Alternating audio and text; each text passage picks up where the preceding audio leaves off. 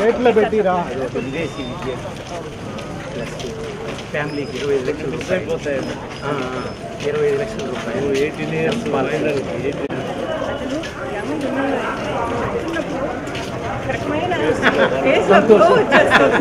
Canada నుంచి ఎంత 2 లక్షలు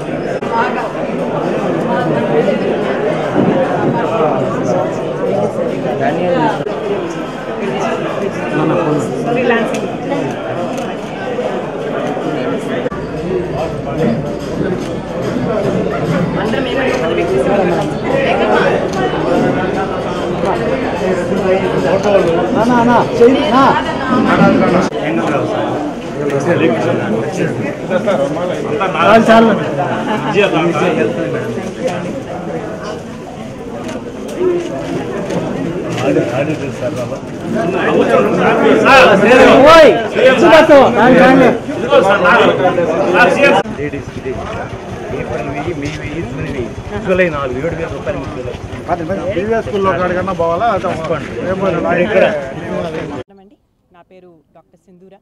నేను మాజీ మంత్రివర్యులు నారాయణ గారి పెద్ద కుమార్తెను.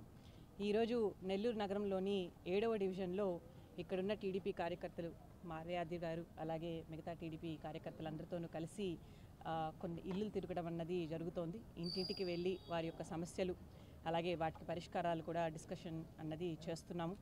మీ అందరికీ తెలుసు, గత 3 నెలలుగా నేను నెల్లూరులో డిఫరెంట్ వార్డ్స్లో తిరుగుతున్నాను.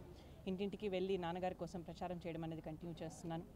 అయితే మీరు ఎక్కడ చూసినా లా అండ్ ఆర్డర్ సమస్యలు ప్రతి చోట వినిపిస్తున్నాయి. మనకు తెలుసు, ఇండియా అన్నది వరల్డ్లోనే లార్జెస్ట్ డెమోక్రసీ అంటే ప్రజల చేత ప్రజల కోసమై ఎన్నుకోబడతారు నాయకులు. సో ప్రజల కోసం మనం పనిచేయాలి. అటువంటిది వైఎస్ఆర్సీపీ ప్రభుత్వం అసలు వాళ్ళు ఎన్నుకోబడిందే ప్రజల కోసం అన్న విషయం మర్చిపోయి చాలా ఘోరంగా బిహేవ్ చేస్తున్నారు. లా అండ్ ఆర్డర్ ఎక్కడా కరెక్ట్గా లేదు. అసలు మీరు పెద్ద ప్రాజెక్ట్స్, అది అమరావతి అవ్వచ్చు, పోలవరం ప్రాజెక్ట్ అవ్వచ్చు, లేకపోతే పెద్ద ఇండస్ట్రీస్, అది రిలయన్స్ అవ్వచ్చు, అమర్ రాజా గ్రూప్స్ కావచ్చు, ఇలాంటి పెద్ద ప్రాజెక్ట్స్ని ఆపివేసి ఇన్ఫ్యాక్ట్ అక్కడ చేసిన శ్రమంతా 2014 నుంచి 2019 వరకు టీడీపీ ప్రభుత్వం చేసిన శ్రమంతా వృధా చేశారు. చంద్రబాబు నాయుడు గారు ఒక్కటే అన్నారు, తెలుగువారు ఆంధ్రప్రదేశ్లో తప్ప ప్రతి చోట, ప్రపంచంలో ప్రతి చోట, అది యుఎస్ అవ్వచ్చు, కెనడా అవ్వచ్చు, యూకే అవ్వచ్చు, లేకపోతే తెలంగాణ అవ్వచ్చు, అన్ని చోట్ల చాలా బాగున్నారు. ఆంధ్రప్రదేశ్లో మాత్రం ఇక్కడ ఉన్న ప్రజలు, నెల్లూరు ప్రజలు అత్యధిక మెజార్టీతో టీడీపీ ద్వారా నిలబడుతున్న నారాయణ గారికి అలాగే వేమిరెడ్డి ప్రభాకర్ రెడ్డి గారికి అత్యధిక మెజార్టీతో గెలిపించి ఒక ఆన్సర్ని ఇస్తారనేసి ప్రజలు చెప్తున్నారు. దాన్ని నేను నమ్ముతున్నాను. అలాగే మనం అందరం తెలుసుకోవాల్సిన ఒక విషయం, ఇటీవల చంద్రబాబు నాయుడు గారు మన నెల్లూరు సిటీని విజిట్ కూడా చేశారు. అప్పుడు తను ఒక వాగ్దానం కూడా చేశారు. నెల్లూరు సిటీని, శ్రీ సిటీని, అలాగే తిరుపతిని ఒక ఇండస్ట్రియల్ కారిడార్ డెవలప్ చేసి ఇక్కడ ఉన్న వారికి ఇక్కడే అద్భుతమైన జాబ్స్ వచ్చేటట్టు చేస్తాను అని ప్రామిస్ చేశారు. నెల్లూరుని ఒక హార్డ్వేర్ హబ్ లాగా కూడా చేస్తాము, మంచి మ్యానుఫ్యాక్చరింగ్ ఇండస్ట్రీస్ని ఇక్కడ తీసుకొచ్చి ఇక్కడే చదువుకున్న పిల్లలు ఎంతో అద్భుతంగా, ఎంతో తెలివితేటలతో ఇంజనీరింగ్, మెడిసిన్, సిఏ, లాయర్లు, ఇలా ఎంతో బాగా చదువుకున్న పిల్లలు ఉన్నారు. వాళ్ళకి మంచి జాబ్స్ ఇప్పించడం అన్నది చేస్తాము. స్కిల్ డెవలప్మెంట్ సెంటర్ కూడా మళ్ళీ రీస్టార్ట్ చేస్తామని తను వాగ్దానం చేశారు. అవన్నీ చేసి 20 lakh జాబ్స్ స్టేట్ వైడ్, అలాగే నెల్లూరుకి ప్రత్యేకంగా హార్డ్వేర్ హబ్గా చేయడానికి వాళ్ళు ప్రయత్నిస్తారు. దాన్ని నారాయణ గారు తూచా తప్పకుండా పాటించి ఆ నిధుల్ని, దానికి కావాల్సిన నిధుల్ని తీసుకొస్తారని కూడా మీ అందరికీ ఇక్కడ ప్రామిస్ చేస్తున్నాను. అలాగే మనమందరం గుర్తుపెట్టుకోవాల్సింది పెన్షన్లు. ఈరోజు స్టేట్ మొత్తం వృద్ధులు, అలాగే హ్యాండిక్యాప్ పీపుల్, అలాగే పాపం వాళ్ళ హస్బెండ్ కానీ ఇంట్లో ఎర్న్ చేసే వాళ్ళని పోగొట్టుకున్న వాళ్ళు ఎంతో సఫర్ అవుతున్నారు. వాళ్ళకి ఇచ్చే పెన్షనే 3,000. ఆ 3,000 కూడా వాళ్ళ కొంటి సాకులు చెప్పి కట్ చేయడము, లేకపోతే అసలుకే ఇవ్వకుండా పోవడము, లేదా ఆ ఇచ్చే అమౌంట్ కూడా వేరే అకౌంట్లో వేసేయడము. పాపం ఎంతోమంది ఈ ఎండలకి ఆఫీసుల చుట్టూ తిరుగుతూ, బ్యాంక్ చుట్టూ తిరుగుతూ చివరికి ఆ డబ్బులు రాక చాలామంది పాపం ఈ మధ్య ప్రాణాలు కూడా పోగొట్టుకున్న పరిస్థితి వచ్చింది. ఈ ప్రాబ్లమ్స్ అన్నీ అరికట్టడానికి అసలు 3,000 కాదు, ఇప్పుడున్న ఇన్ఫ్లేషన్ కానీ మనం చూసినట్టయితే 3,000 సరిపోవు. నేను 4,000 పెన్షన్ అన్నది వృద్ధులకు ఇప్పిస్తానని చంద్రబాబు నాయుడు గారు ప్రామిస్ చేశారు. అదే మేనిఫెస్టోలో కూడా ఇంట్రడ్యూస్ చేస్తున్నారు. ఖచ్చితంగా ఆ 4,000 ఇందట మాలయాద్రి గారు చెప్పినట్టు ఏప్రిల్ నుంచే వర్తిస్తుంది. ఏప్రిల్ నుంచే వచ్చేటట్టు చూస్తాము. అది కూడా ఇంటికే వచ్చేటట్టు ఇప్పుడు వాలంటీర్ల సంస్థ ఏదైతే ఉందో దాన్ని ఇంకా బలం చేస్తూ వాళ్ళకి ఇచ్చే గౌరవ వేతనం 5,000 కాదు 10,000 చేస్తాము, చేసి మీ ఇంటికే మీ పెన్షన్ వచ్చేటట్టు చేస్తామని ప్రామిస్ చేశారు. అది డెఫినెట్గా నిలబెట్టుకుంటారు.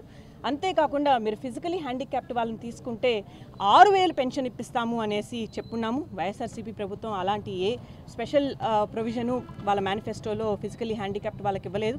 అలాగే 100% ఫిజికలీ హ్యాండిక్యాప్డ్ అయితే 15,000 ఇస్తాము పర్ మంత్ పెన్షన్ అనేసి ప్రామిస్ చేశారు. అది ఒక అద్భుతమైన విషయం. పాపం ఎంతోమంది అన్ఫార్చునేట్ సిచ్యువేషన్స్లో ఇంకా ఏ పని చేసుకోలేక 100% ఫిజికలీ హ్యాండిక్యాప్డ్ అయిపోయిన వాళ్ళు ఉన్నారు. వాళ్ళకి ఇది ఒక అమృతంలాగా న్యూస్ అనేసి నేను అనుకుంటున్నాను. అలాగే మీరు కానీ తలసేమియా లేదా కిడ్నీ లాంటి క్రానిక్ డిసీజ్ కండిషన్స్తో సఫర్ అవుతున్న వాళ్ళని తీసుకుంటే వాళ్ళకి 10,000 పెన్షన్ ఇప్పిస్తాము అనేసి కూడా చెప్పున్నాము.